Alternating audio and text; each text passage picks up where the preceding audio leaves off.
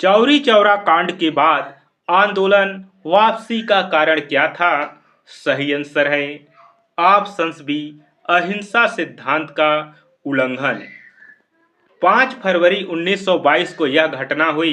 भीड़ ने पुलिस थाने में आग लगा दी। 22 पुलिसकर्मियों की मृत्यु हुई। गांधी जी ने असहयोग आंदोलन वापस ले लिया। सविनय अवज्ञा आंदोलन और असहयोग आंदोलन में मूल अंतर क्या था? सही आंसर है ऑप्शंस बी, कानून उल्लंघन की स्पष्ट नीति। असहयोग में केवल सहयोग वापस लिया गया। सविनय अवज्ञा में अन्यायपूर्ण कानूनों को तोड़ने की खुली नीति अपनाई गई। नमक कानून इसका प्रमुख उदाहरण है। यह आंदोलन 1930 में शुरू हुआ। दांडी यात्रा का प्रतीकात्मक महत्व क्या था? सही आंसर है ऑप्शंस बी, औपनिवेशिक आर्थिक नियंत्रण को चुनौती। 12 मार्च 6 अप्रैल 1930 को यह हुआ था। साबरमती से दांडी तक 390 किलोमीटर की यात्रा थी। नमक कर ब्रिटिश आर्थिक शोषण का प्रतीक था। दांडी यात्रा ने सविनय अवज्ञा आंदोलन की शुरुआत की। गांधी इरविन समझौते का मुख्य परिणाम क्या था? सही आंसर है ऑप्शंस बी, सविनय अवज्ञा आंदोलन का स्थगन। 5 मार्च 1931 को यह समझौता हुआ था। गांधी जी द्वितीय गोलमेज सम्मेलन में भाग लेने पर सहमत हुए। राजनीतिक कैदियों की रिहाई का प्रावधान था। नमक बनाने की सीमित अनुमति दी गई। गोलमेज सम्मेलन का प्रमुख उद्देश्य क्या था? सही आंसर है ऑप्शंस बी, भारत के संवैधानिक भविष्य पर चर्चा। 1930 से 1932 के बीच लंदन में 3 गोलमेज सम्मेलन हुए। उद्देश्य भारत की संवैधानिक व्यवस्था तय करना था। प्रथम गोलमेज सम्मेलन में कांग्रेस शामिल नहीं हुई। द्वितीय गोलमेज सम्मेलन में गांधी जी ने भाग लिया। भारतीय राष्ट्रीय आंदोलन 1905 से 1947 तक चला।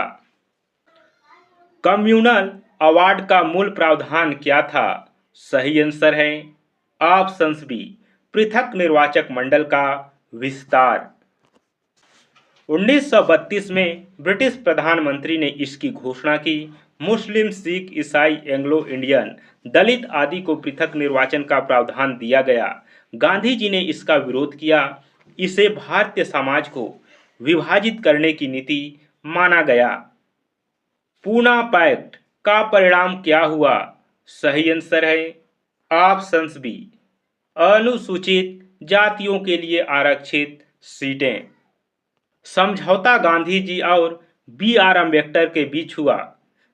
बी आर अम्बेडकर का full form doctor Bhimrao Ambedkar से है।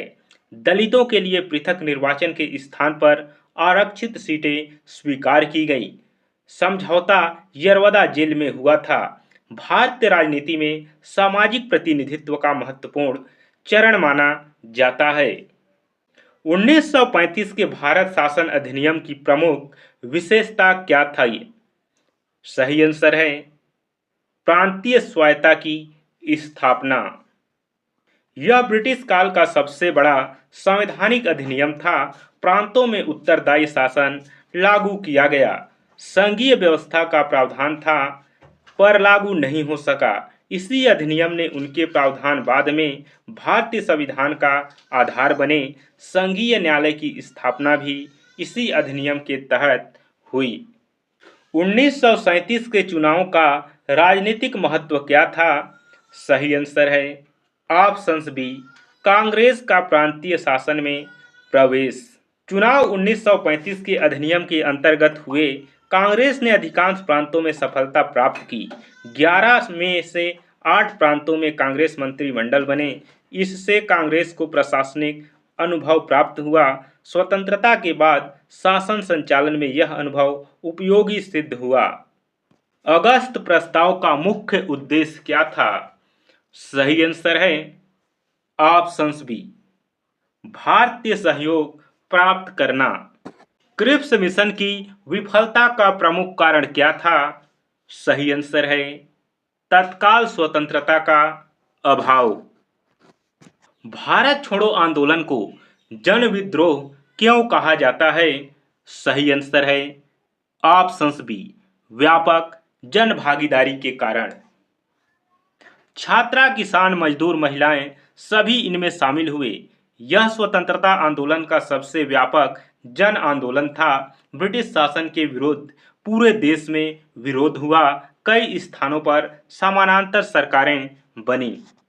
भारत छोड़ो आंदोलन की विशेषता क्या थी? सही आंसर है ऑप्शंस बी, नेतृत्व के बिना स्वतः स्फूर्त आंदोलन। करो या मरो का वास्तविक आशय क्या था? सही आंसर है ऑप्शंस बी, स्वतंत्रता हेतु अंतिम संघर्ष। आजाद हिंद फौज की स्थापना का उद्देश्य क्या था? सही आंसर है ऑप्शंस बी, सशस्त्र संघर्ष द्वारा स्वतंत्रता। आजाद हिंद फौज का ऐतिहासिक महत्व क्या था? सही आंसर है ब्रिटिश सेना में विद्रोह की भावना। सुभाष चंद्र बोस द्वारा गठित आजाद हिंद सरकार कहाँ स्थापित की गई? सही आंसर है ऑप्शन सी, सिंगापुर।